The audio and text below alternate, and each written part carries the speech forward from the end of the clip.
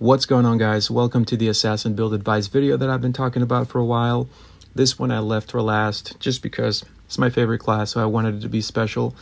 And when I saw that a channel was reaching 1,000 subscribers, then I just kind of felt that it was a good way to commemorate the occasion. And thank you all guys for, subscribing and liking the videos and commenting. And the reason that I do this is to help people out with whatever I've learned playing this game. So it's pretty nice to see that, some of you guys take the time to give me some feedback. So anyway, without further ado, let's just dive into it. I've pretty much covered all the bases with the other class videos. So as far as each, gear type, I feel like I've already said everything that I need to say about what stats I recommend and what stats I don't find useful. So I'm gonna skip that for this one, and you guys can check out the other ones. I really recommend you guys do, just because there's a lot that the game doesn't tell you, and I wish I had someone explain to me a lot of the mechanics that are not evident. And so if you're looking to get better at the game and understand that a little bit more, then you can benefit from that, even if it's not for the class that you actually play, but just to understand every class better. It also gives you an understanding of the class that you main. So yeah, I think at this point I've made it pretty clear that I think learning Moonmaster Cancel is one of the best investments you can do if you're trying to get good at this game.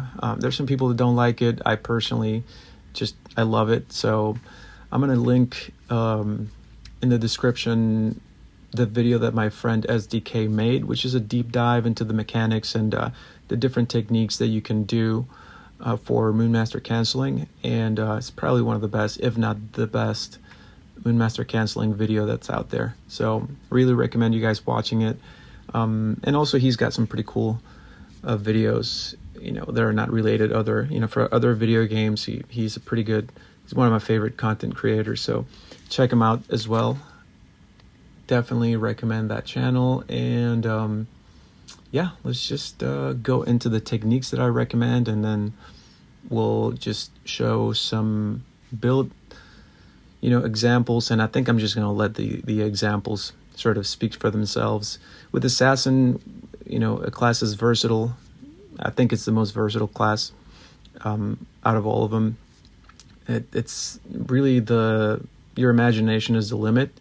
You can make so many things work with him. And so yeah, I'm just going to go over the techniques real quick.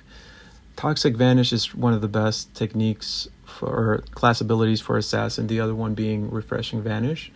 Can be really powerful if you combine it with Deadly Nightshade and Chain Vanish.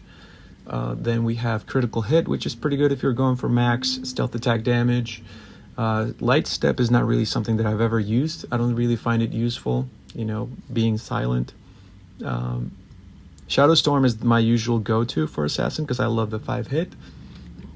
And Super Strike is something that I've been playing with off and on, just for fun. Can be really, really fun. Especially because it got the new assassination animations from Icky after the patch, so that's cool to see. Opportunist takes a whole lot of setting up, and because of that, it's just not something that I would ever use or recommend, but you can certainly use it. It's just I usually go fast, with whatever I'm doing, so not something that I would recommend personally. Chain Vanish can be really, really useful and powerful if you combine it with, like I said, Toxic, or even if you're just going for maximum heals, and Refreshing Vanish.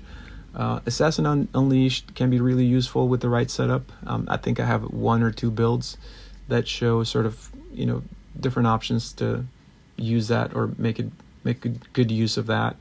Deft Hands is what we got after the patch with Icky, where we used to have Experienced Assassin, where he used to do these slow assassinations, and Experienced Assassin gave you the fast ones that we now have by default.